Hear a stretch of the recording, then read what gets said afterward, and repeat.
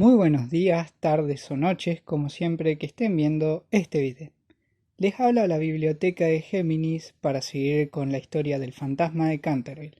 Así que vamos a seguir leyendo y espero que lo disfruten. Capítulo número 3. A la mañana siguiente, la familia Otis se reunió para desayunar.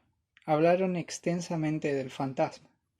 El ministro de los Estados Unidos, naturalmente, estaba algo molesto, porque su regalo no había sido aceptado. No quisiera, dijo, hacer la menor ofensa personal al fantasma y comprendo que, después de tanto tiempo que ha habitado en la casa, no está bien tirarle almohadas a la cabeza. Al escuchar tan razonable observación, duro es confesarlo. Los gemelos prorrumpieron en estrepitosas risas. Por otra parte, continuó, si insiste en negarse a emplear el lubricante sol naciente, tendremos que quitarle las cadenas. Sería completamente imposible dormir con semejantes ruidos en la galería junto a los dormitorios. Sin embargo, en toda aquella semana no volvieron a ser molestados, y la única cosa que llamó su atención fue la continua renovación de la mancha de sangre en el suelo de la biblioteca. Esto era tanto más extraño, cuando el señor Otis cerraba siempre la puerta por la noche y aseguraba las ventanas. El color, variable como el del camaleón, por otra parte, daba lugar a no pocos comentarios.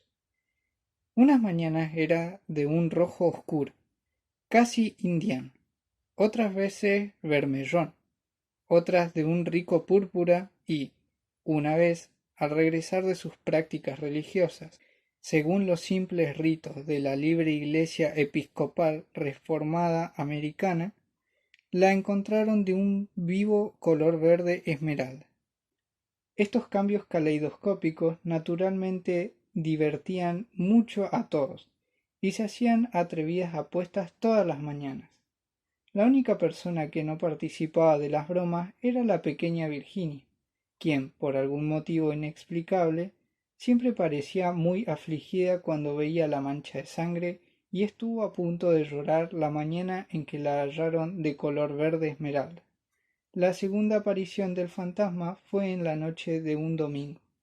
Acababan de acostarse todos, cuando un terrible estrépito en el vestíbulo los hizo despertar sobresaltados.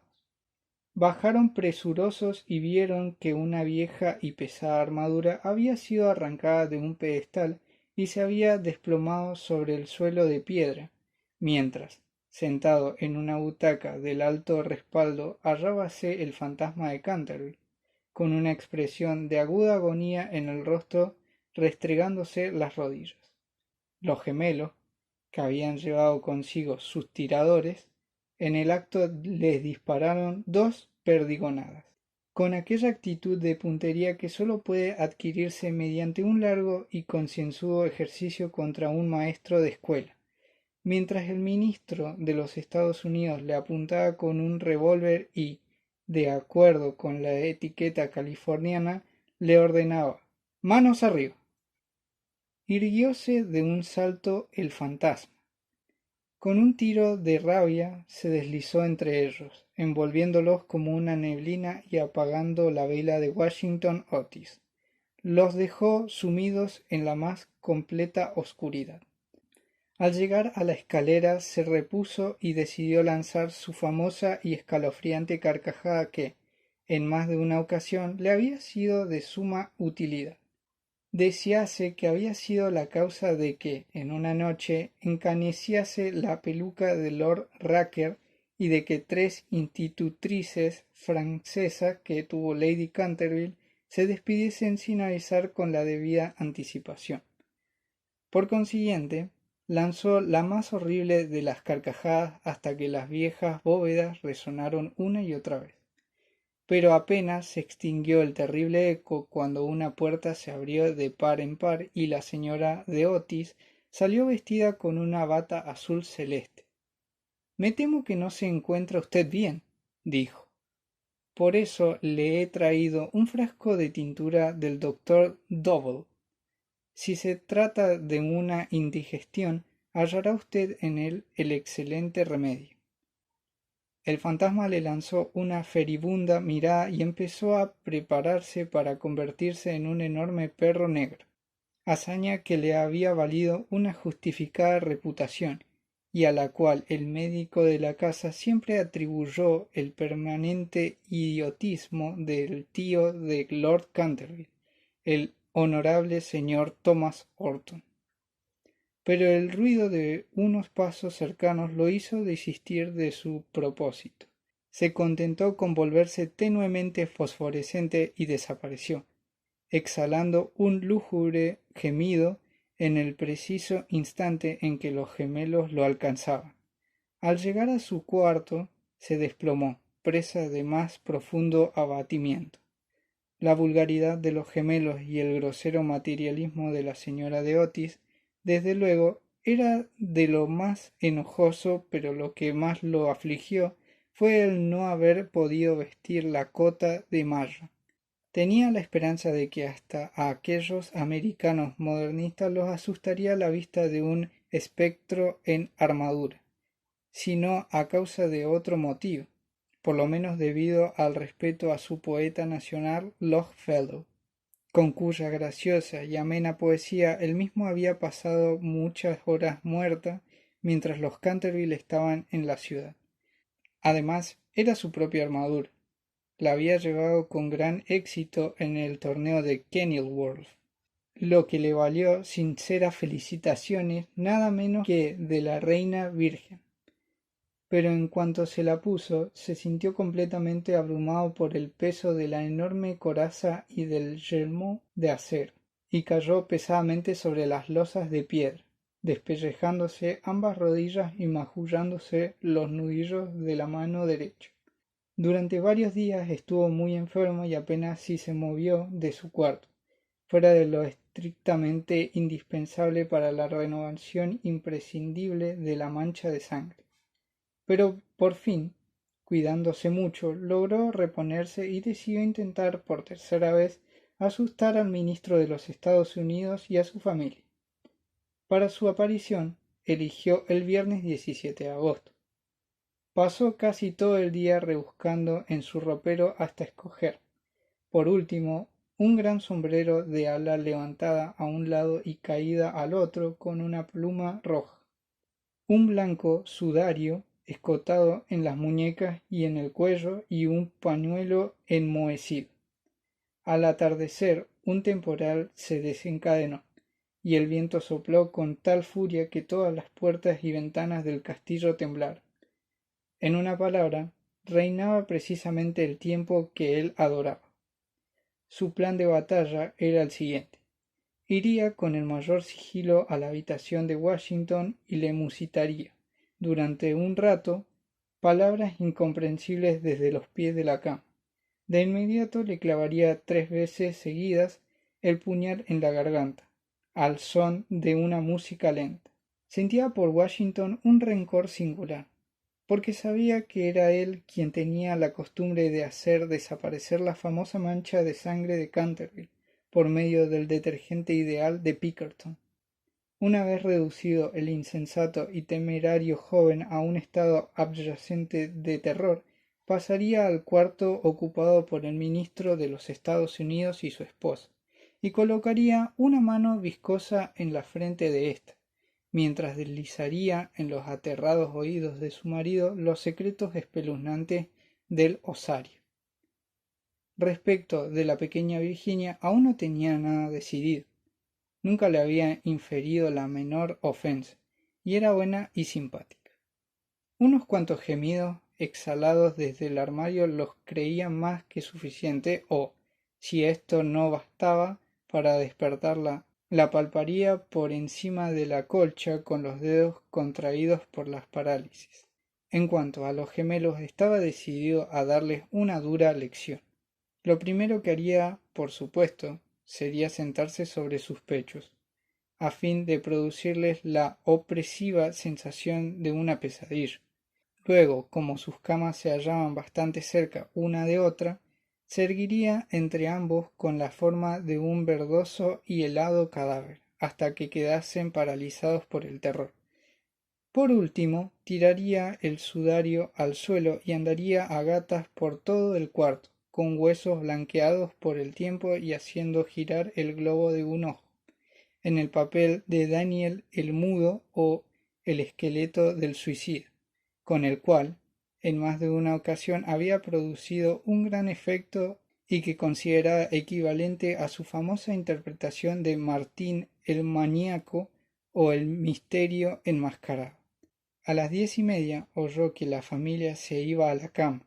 Durante algún tiempo aún le molestaron los chillidos y risas de los gemelos, quienes, con la sana alegría de la edad, evidentemente se estaba divirtiendo antes de meterse en la cama, pero a las 11:15 todo quedó tranquilo y, al sonar las 12, hizo su salida. La lechuza chocaba contra los cristales de la ventana, graznaba el cuervo desde el añoso tejo, y el viento erraba quejumbroso alrededor de la casa, cual alma en pena. Pero la familia Otis dormía ajena a su terrible destino, y por encima del ruido de la lluvia y de la tempestad se oía el continuo roncar del ministro de los Estados Unidos. Avanzó el fantasma cautelosamente fuera del friso, contraída su boca cruel con una perversa sonrisa, y, al pasar por delante de la amplia ventana ojival, que ostentaba blasonadas con oro y azur sus propias armas y la de su esposa asesinada, la luna ocultó su faz tras una nube. Siguió avanzando cual una sombra maligna y hasta la misma oscuridad pareció maldecirlo al pasar. Por un instante creyó que lo llamaban y se detuvo, pero era tan solo el aullido de un perro de la granja roja, y continuó su marcha, profiriendo extraños juramentos del siglo XVI y blandiendo, de vez en cuando, el mohoso puñal en la aura de la noche. Por fin llegó a la esquina del pasillo que conducía al cuarto del desventurado Washington. Durante un momento se detuvo mientras el viento agitaba sus largos y enmarañados cabellos grises y enroscaba en grotescos y fantásticos rizos el horror inexplicable de la macabra vestidura. Luego, al sonar cuarto de hora, creyó llegado el momento. Se rió para sus adentros y dobló la esquina, pero apenas lo hubo hecho cuando, con un lastimero lamento de terror, retrocedió, tapándose la descolorida cara con sus largas y huesudas manos. Frente a él se alzaba un horroroso espectro inmóvil, cual tallada imagen y horrible como el sueño de un demente. Su cabeza era calva y brillante, redonda, abultada y pálida su faz, y una risa monstruosa contraía sus facciones en una mueca eterna. Sus ojos emitían rayos de luz escarlata, su boca era un dilatado pozo de fuego, y una horrible vestidura igual a la suya enroscaba su silenciosa nieve alrededor de la figura del titán. En el pecho ostentaba un cartel con una extraña escritura grabada en caracteres antiguos, algo así como un título de oprobio, de seguro. Alguna inscripción de pecado, una lista de crímenes, quizás, y en la mano derecha empuñaba una especie de cemitara de reluciente acero.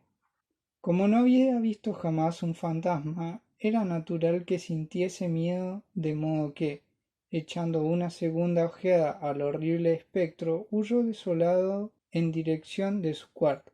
Tropezó al pisarle la larga mortaja y, por último, dejó caer el oxidado puñal en una de las grandes botas del ministro, donde a la mañana siguiente fue encontrado por un criado. Ya en la soledad de su cuarto se desplomó sobre un estrecho camastro y ocultó la cara entre las sábanas. Pero luego el bravo espíritu del viejo Canterville se impuso y decidió volver tan pronto como fuese de día, a donde estaba el terrible espectro para hablarle.